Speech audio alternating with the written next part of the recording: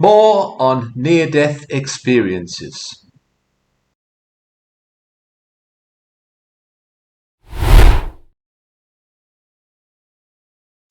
A while ago I posted a video about NDEs, near-death experiences, based largely on a research article in the journal Resuscitation.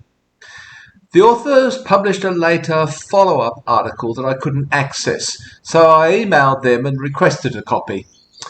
They didn't reply, unfortunately. So instead, I've been reading a book by psychiatrist Bruce Grayson, who's been studying this phenomenon for many years and has published many articles on the subject in scientific journals. The book is called After: A Doctor Explores What Near-Death Experiences Reveal About Life and Beyond. It was published in 2021. Although Grayson has apparently carried out genuine scientific research into NDEs, this book is not an academic work, but rather a popularised account. I can only trust that his research is up to scratch. The book itself is largely anecdotal, however, and relies heavily on personal accounts. There are a number of things I should first clarify about the types of experiences this book is studying. What exactly is an NDE, a near-death experience? There's some ambiguity about the use of the word near in this context. Does it refer to an experience that occurs near death, i.e. in and around the time of death, as in perinatal, for instance, around the time of birth? Or does it refer to an experience of near death, i.e. an experience that almost results in death, but doesn't actually? Grayson appears to use the term NDE without drawing this distinction. So sometimes the experiences he's describing occur around the time that the subject is believed to be clinically dead. Around the time because it's not always clear whether the experience takes place before this, or while the person is dead, or after they've been resuscitated. Sometimes, though, the experience occurs when the subject is involved in an incident that almost results in death, but doesn't actually. So sometimes the subject is unconscious or in a coma or under anaesthetic, or even, in one case at least, still conscious. In this case, the subject has the NDE, so-called, while they're falling from a great height, and there's no suggestion that they've even lost consciousness. So there's some lack of precision in the language here. Suffice it to say that the experiences Grayson studies and describes are not always what I would have called a near-death experience, i.e. an experience that the subject appears to have when they're believed to have died, i.e. all brain activity has ceased. It should also be pointed out, though, that even in those cases where the latter is in mind, in practice it's not always certain that the person has actually died in this sense, i.e. that brain activity has ceased.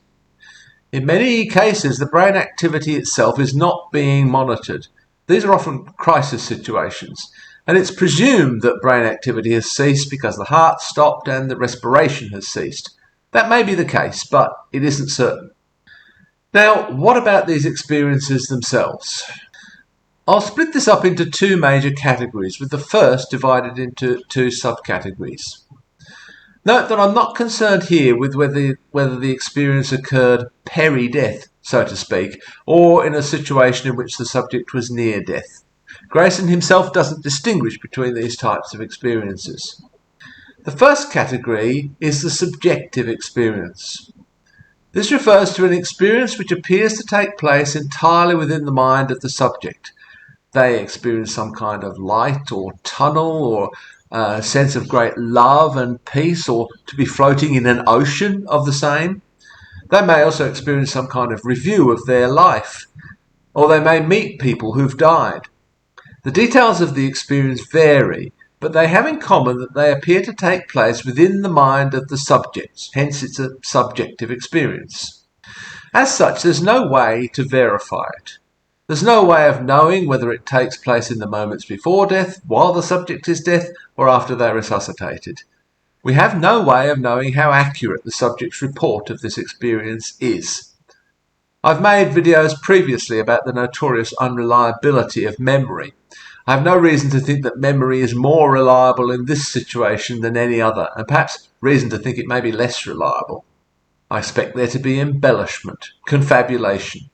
I'm not even close to being convinced, as Grayson appears to be, by the claims of the subjects that these experiences are more real than any experience they've ever had in the real world. I'm not at all surprised by such hyperbole, and I'm not persuaded by it. Now, I don't doubt that the experiences these people have, or at least some core experience, is subjectively real. They experienced something, and this had a real impact on them. However, I am suspicious about their meaning, as these comforting experiences, this experience of peace and all-encompassing love, of meeting loved ones, this is pretty much exactly what I would expect the brain to generate when faced with such a traumatic experience. Nor do I doubt that these experiences had the profound effect upon the subjects that they later describe, at least in many cases. I do think, however, that there may be some built-in bias here in the sample, but that's another matter. So, in short, I don't really think there's any great mystery to be solved here. However, there is a small, very small subset of these experiences that warrants closer investigation. One or two cases, the person reports meeting someone who they could not have known was dead. It later turned out that they were. It's difficult to draw any sort of conclusion about this given the small number of cases in which this occurs. It could, after all, just be coincidence. This may not be a very satisfactory explanation, I understand that. And I would suggest that this is certainly something that research should pay attention to if a larger sample can be studied. So there is something here in these very few cases that's not easy to explain. The second major category, is the out-of-body experience.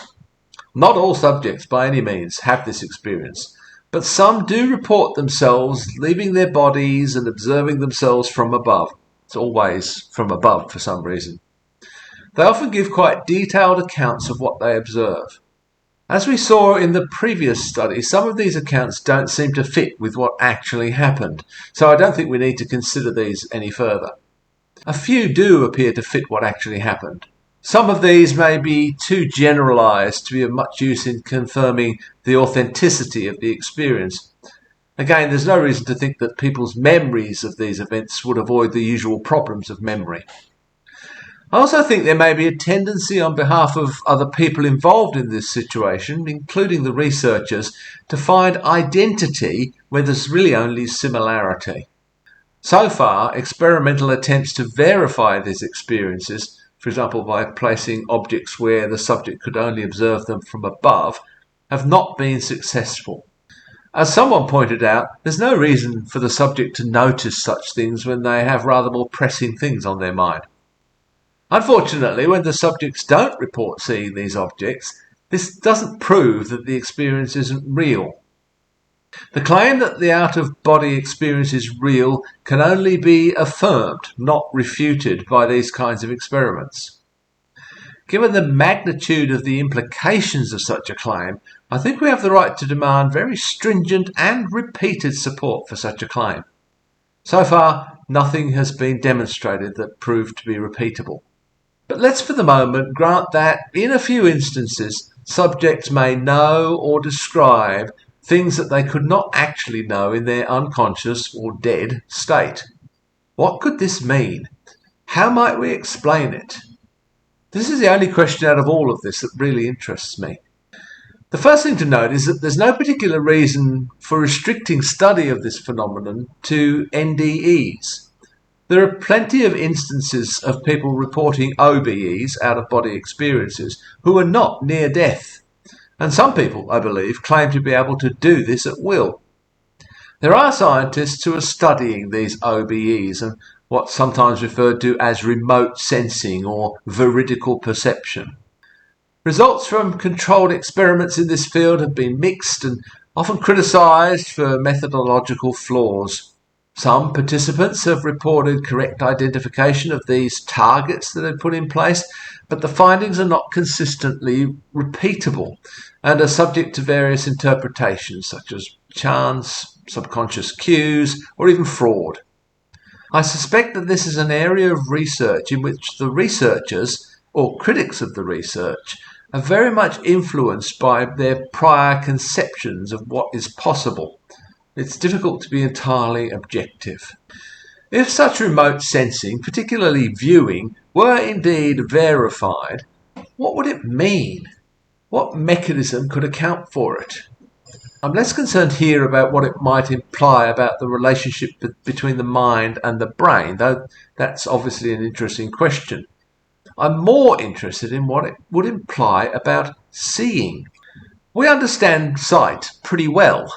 We know that photons hit our receptors, our eyes, and that this generates electrical impulses that the visual cortex then converts into the image that we see, to put all that in a nutshell. So, how could someone see without any kind of physical light receptor?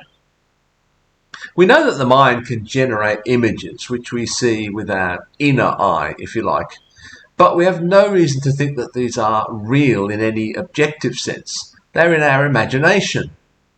If this is what's happening during OBEs, then it's not particularly interesting or mysterious.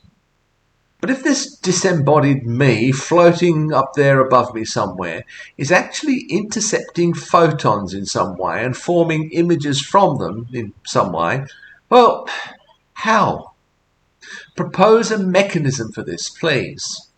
Also, if our disembodied self is indeed actually intercepting photons, this would be detectable. There would in fact be a shadow behind the point where these photons are being intercepted. Of course, I can't even begin to imagine how these images may be being processed. Some kind of Wi-Fi connection to the actual brain? I'm not going to be happy with a "there are more things in heaven and earth" argument, or "the mind is an amazing thing."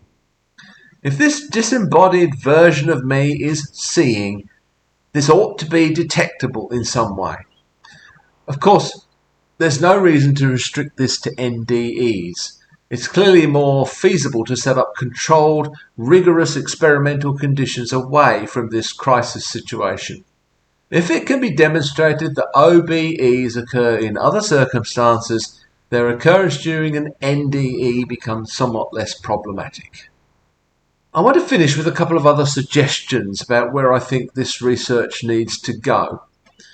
First of all, note that only around 39% of people who experience near death actually have some kind of NDE. 61% don't. I think much more attention needs to be paid to this.